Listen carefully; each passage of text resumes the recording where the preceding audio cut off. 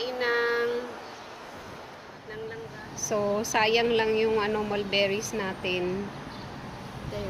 5 piraso na lang yung natira sa akin kasi yung isa naunahan na ako ng mababait kong kapitbahay sa it's lang may langgam dito. So, wah! So, okay. Harvest na natin to.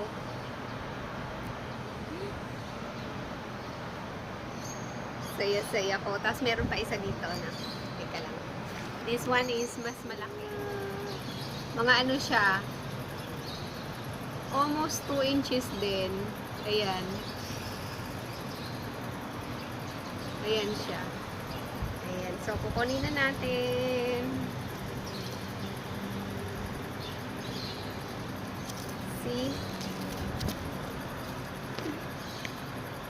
Ayan na siya. Ang ating harvest for today ng ating mulberry.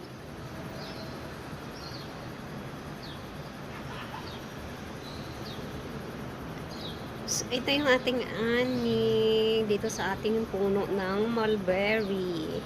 Ayan. So, ito yung pinakamalaki. Pangalawa siya.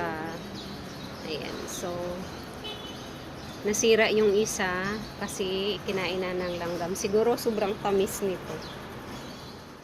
Ayan guys, bawi na lang tayo dito sa ating mga alugbati. Ang alugbati natin na yun ay super healthy. Ayan.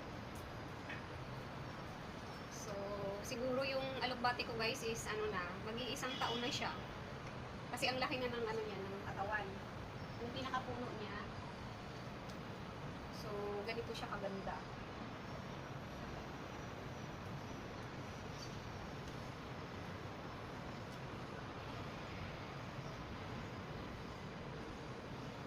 So, ayan. Sulitin na natin mag-aani.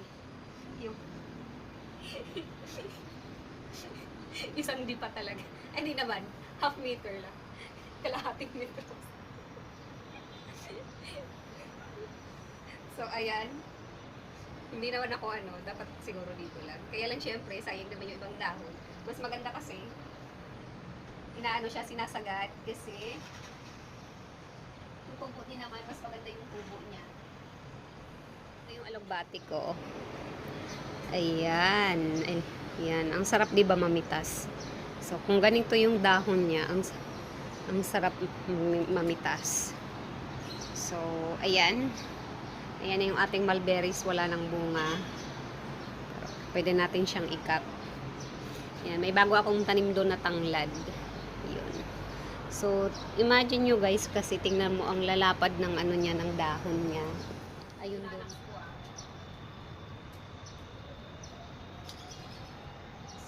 Kasi ganito siya kaganda. So, sabi ko sa inyo, kalahating dip ako. Ayan no. Half meter yan. Ganyan kaganda yung aking alugbati dito sa aking hacienda. Hacienda.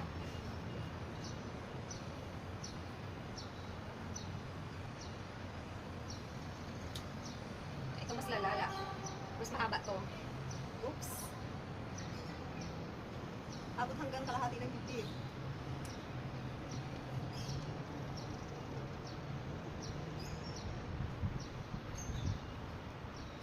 Pinag-iisipan ko na siyang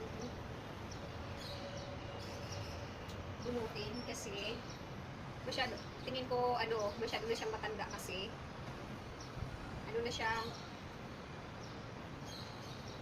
malaki na masyado yung pinaka-puno niya. Kaya lang, nanghinayang naman ako kasi kung ganito kaganda yung mga dahon niya, pag sumibol siya, ang ganda. Sayang. Marami pa akong maaani kung ganito lang sila kalaki.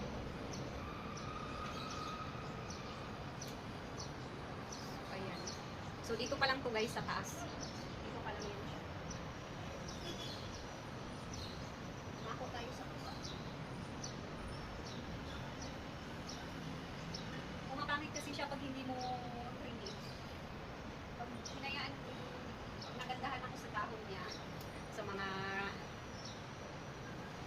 vines niya, mga bagong puno. Nanghihinayang ako minsan po rin, kaya lang ang disadvantage nun is papangit yung dahon niya. Kumakayat sila. So, kailangan i-trim lang ng i-trim. So, pag may bagong puno, ani naman, ani.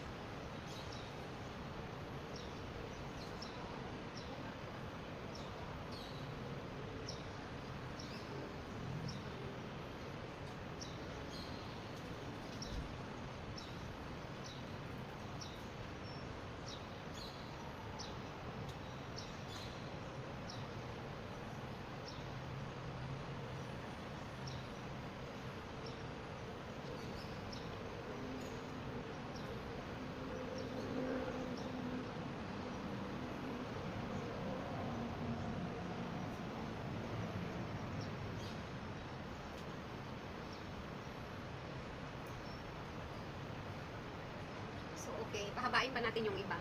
Baka pwedeng bukas na lang ulit.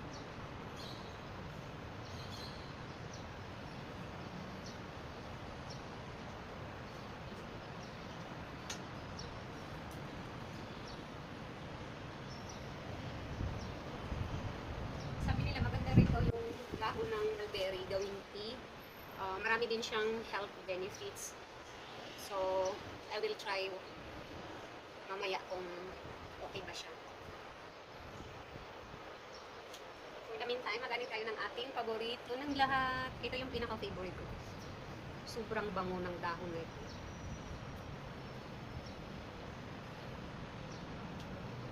Yung mint na yan.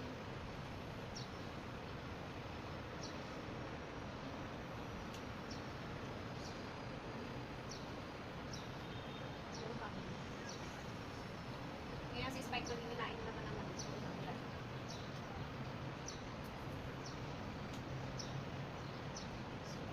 Ayan. Maliban dyan, anihin din natin ito.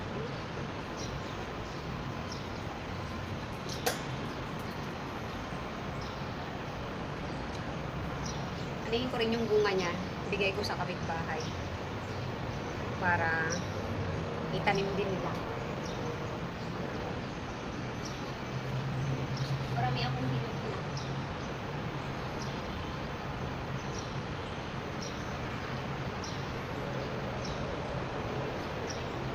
So, ayun guys.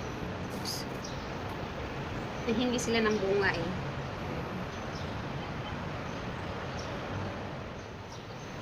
Ito siya guys. Ayan. Sayang kasi pag pinutol ko may mga hilaw pa.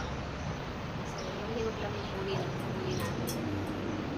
Bebe, sino na kasaway mo? Sino na naman yan? Ba't na naman galit?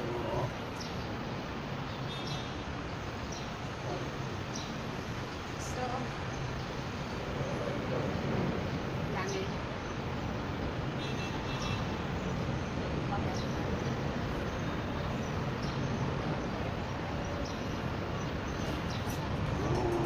Baby, stop it.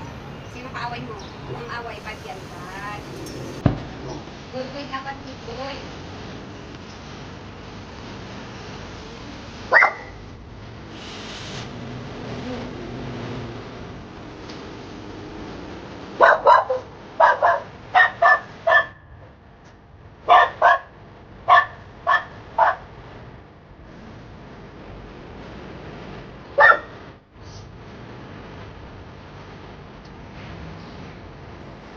Ulit na muna. Ang tanang pala.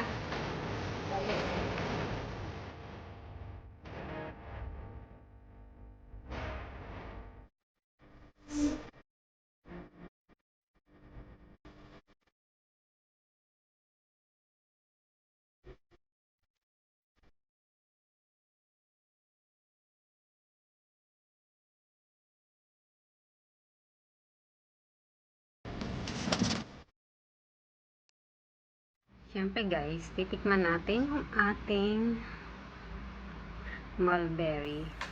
So, naunahan ako. Hugas na to. Naunahan ako ng langgam. So, tikman natin. Excited ako.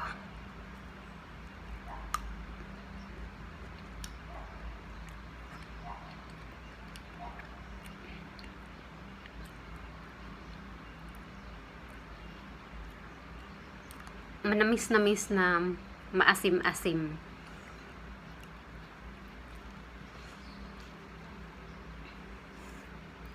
So, first time kong makatikim ng mulberry, guys. Tas, galing pa sa ano ko. Wait, you want some? You want this? It's not good for you, I think. Maasim siya eh. Baka bawal to sa'yo. Medyo maasim eh. Naunahan tayo nung langgam eh. Extra gusto niya tikman. Pero masarap siguro to dito sa pancake. I have pancakes. Lagyan natin topping. Lagyan natin. Tanggalan natin ng ano.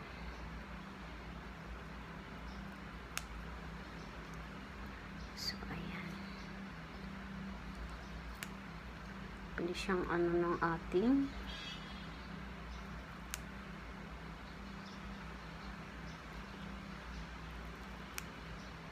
see.